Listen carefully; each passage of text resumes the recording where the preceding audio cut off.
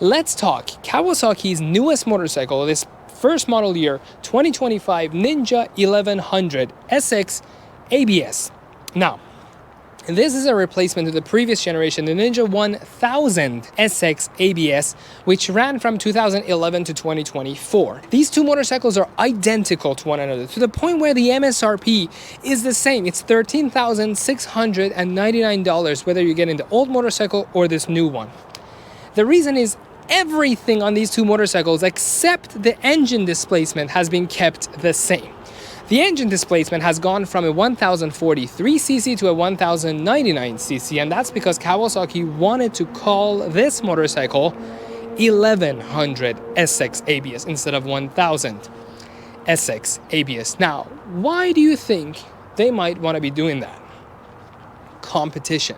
The same reason why a couple years ago Kawasaki went from a Ninja 400 to a Ninja 500 is the same reason why Kawasaki is going from a Ninja 1000 SX ABS to a 1100. Honda had a CBR 500. If you are looking for your next motorcycle and you see a Ninja 400 and a CBR 500, which one are you going to pick?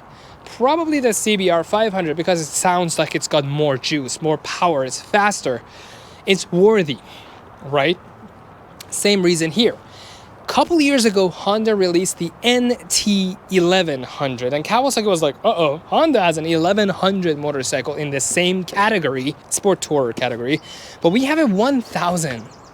We got to do something about that, and that's what they did. They just bumped it up by 56 cc's, and now they call this the same as Honda 1100. So let's do this today. Let's go wheel to wheel and everything in between on this 2025 Kawasaki Ninja 1100 SX ABS and see for about $13,699 what you're expecting to get from Kawasaki in 2025. Then we're gonna get on it, go out there, ride this motorcycle and put its technology to test, and then I'm gonna quantify my thoughts and give this motorcycle the ME score.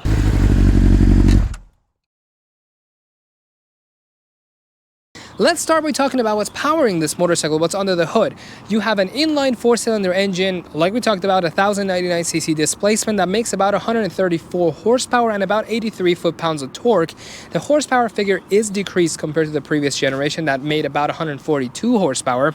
Kawasaki's rationale is that as part of this update, they tuned this motorcycle for better torque delivery in the correct RPM range that a tourer rider is going to experience, about the 55 to 60 mile per hour speed that you're going.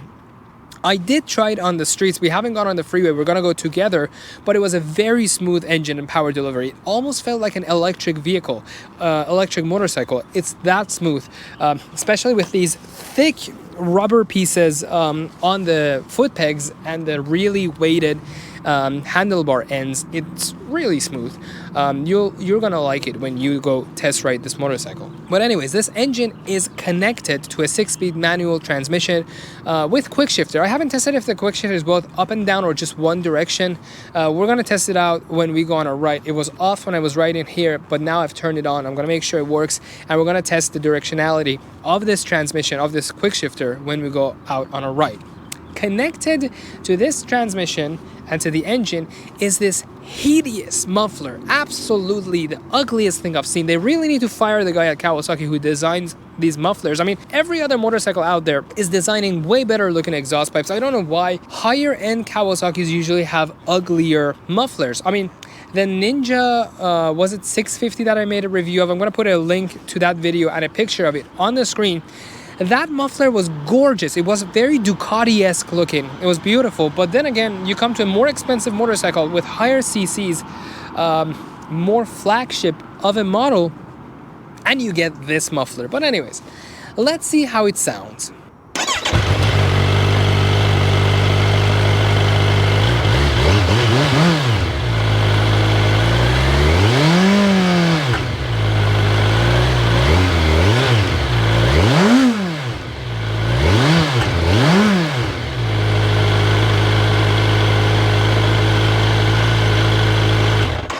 Now, this wouldn't be a proper touring motorcycle if it didn't have an adjustable windscreen. It does have one, and the mechanism to adjust the windscreen is actually very genius and interesting.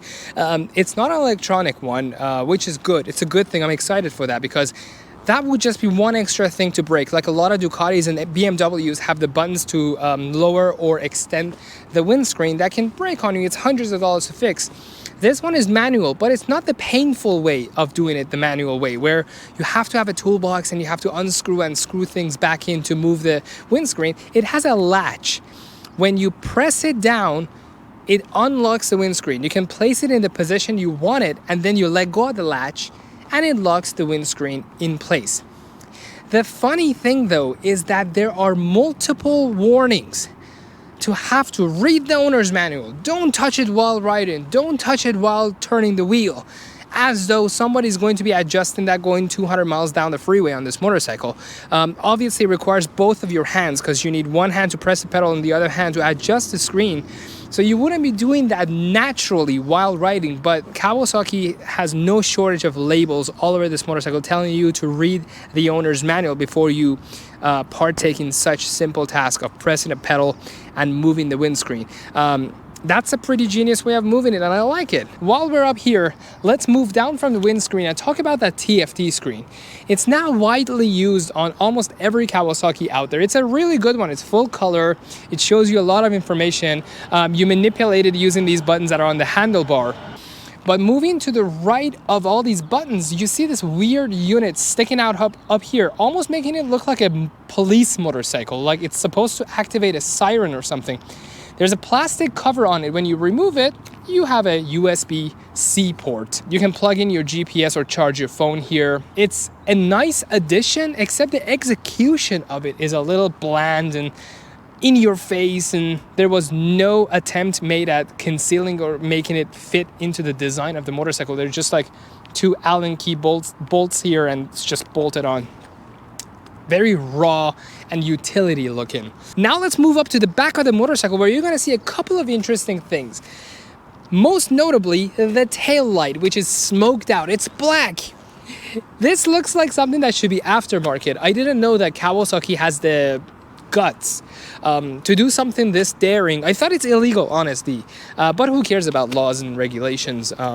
They have given you a smoked out tail light, and you better like it. I don't think it's even an option. You can't get a clear one. Surrounding the tail light, you're going to see these two apparatuses here and here.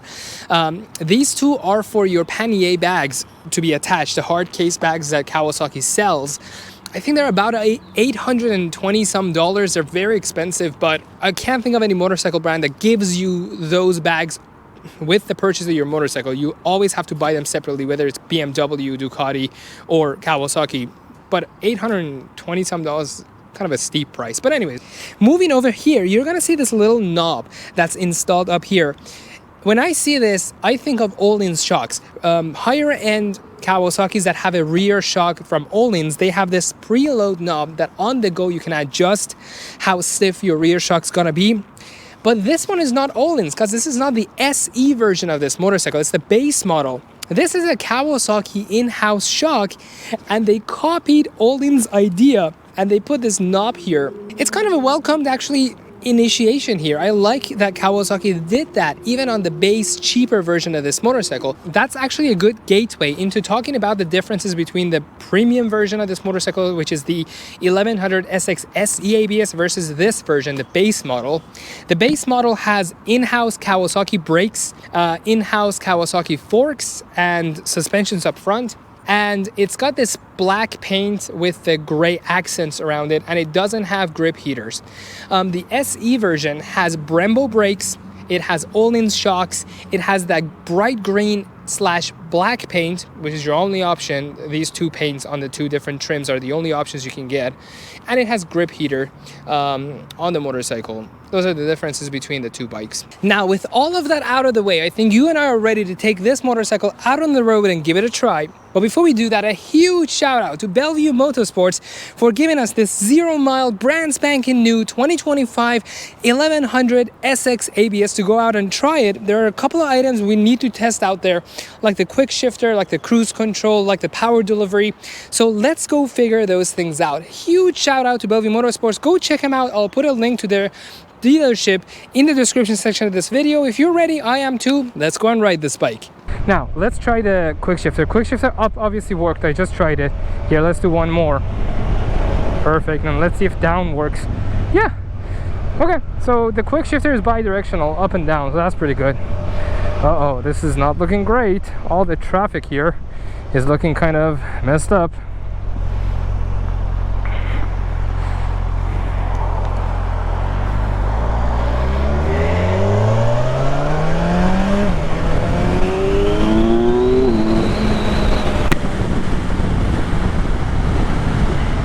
Oh yeah, oh yeah. It's a pretty quick motorcycle. After all, I mean, it's 1100 cc's, so it better be quick.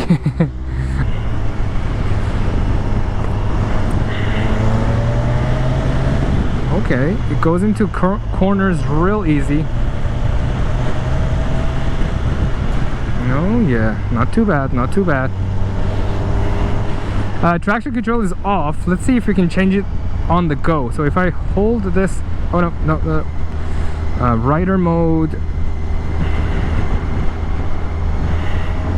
Yeah, I don't think we're able to change things on the go. Yeah, no. So we are in the rider mode. KQS is Kawasaki quick shifter, that's on. Power is F as in full. KTR0 Kawasaki traction control is off. What other information do we get? Our miles per gallon, which is very variable depending on how much throttle we give it, goes from anywhere from 60 to like 25 miles per gallon. Shows you the fuel level. That's great. I love a motorcycle that shows you fuel levels.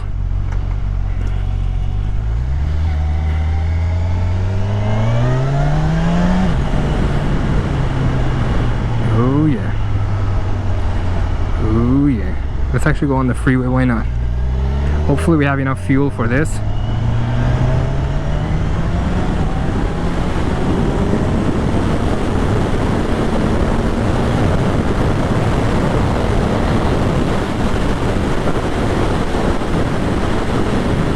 Yeah, this is pretty sweet.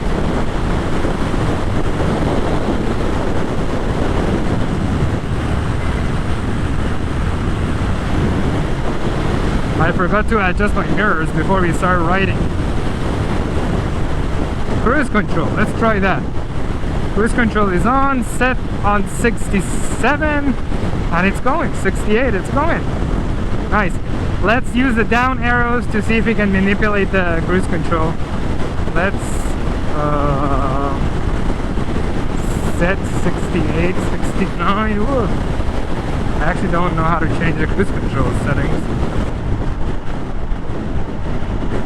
Okay, so cruise control is on, set.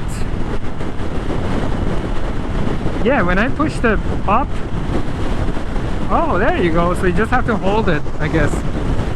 Yeah, okay. So you have to hold it. If you hold the up arrow, you increase your cruise control speed, and if you hold the down arrow, you decrease it. That's sweet. It's kind of tall.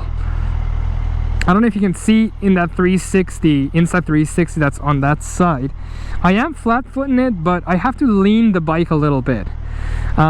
Maybe my seating position is a little awkward because I have to make sure that this camera doesn't fall off from underneath my butt. Maybe without it, it's a little more comfortable, but right now, it's kind of seems like this bike just might be towards the taller end of the spectrum. I'm gonna put the seat height on the screen so you guys can see. Yeah, this just sticks out like a sore thumb. I don't know why they placed it like this with like heat shrink wrap around it. Come on, like, you guys could have done better. That would be my only criticism, especially being somewhere you constantly look at. Like, this is the only part of the bike you see it at all times when you're riding it. You can't see the tail, you can't see the sides, you can't see the front, you can see this. And that's the only part they skimmed out like on the design and cheaped out a little. But anyways. And now, onto the ME score for the 2025 Kawasaki Ninja 1100 SX ABS. In the commuter category, you get LED lights allowing you to see better and to be better seen, cruise control, ABS, and a nice little TFT screen that shows you vital information you need on your ride. Storage is plentiful if you get the saddlebags for $823, otherwise you're limited to the little storage space under the passenger seat. As for pricing, it is priced slightly higher than its Honda counterpart, but it also is more powerful than the Honda. For $13,699, you're getting a bike with lots of power, adequate electronics, and Kawasaki's reliability. Speaking of the reliability and parts and labor availability, this bike is pretty much 15 years old at this time, so it's true and tested. Plenty of parts available and almost every technician can work on a Kawasaki. They have lots of dealerships in the US too, so that wouldn't be a problem for you to find a service center. The 1100 SX ABS gets a 17 out of 20. I would assume the SE version gets a higher score here since it has comfier suspensions and a grip warmer. Now onto the performance/dope factor category. The 1100 SX has traction control, preload adjuster on the go, a quick shifter, and cornering management function. It weighs 518 pounds wet, which is not a light bike. I would assume it isn't too easy to maneuver this bike around tight spots. It's got a healthy amount of power with 134 horsepower and 83 foot-pounds of torque. It has no difficulty getting up to speed. If you have flashed the ECU on this bike, let us know in the comments what numbers you are getting out of your bike. As for the design choices and marketplace, this bike may be the flagship amongst Kawasaki's sport lineup of bikes, but even within other models of Kawasaki, this is not considered their premium motorcycle. As for color options, Kawasaki has begun a trend of only offering one color per trim. If you want this bike, you have no choice but to get it in black. If you want the SE version, you only get it in green. I wish Kawasaki would stop this and offer multiple colors for each bike like they used to. I remember the Ninja 300 had like 6 colors to pick from, but that's no longer the case. Everything else is pretty much unchanged from the previous years of this motorcycle. It gets a 10.5 out of 20 for the overall performance and dope factor category. And it sits here on the list of other sport bikes I have reviewed. During this review, I have given this motorcycle credit where it's due. It's practical, it's powerful, with an adequate tech bundle. It lacks that wow factor, but makes up for it in real-world usability and long-term value. In fact, I have seen more Kawasaki Ninja 1000 SX models on the road than any other tourer motorcycle out there. It's really the Toyota RAV4 of motorcycles. It's everywhere. If you're someone who's done chasing trends and just wants to ride something that works, well, this is the bike for you.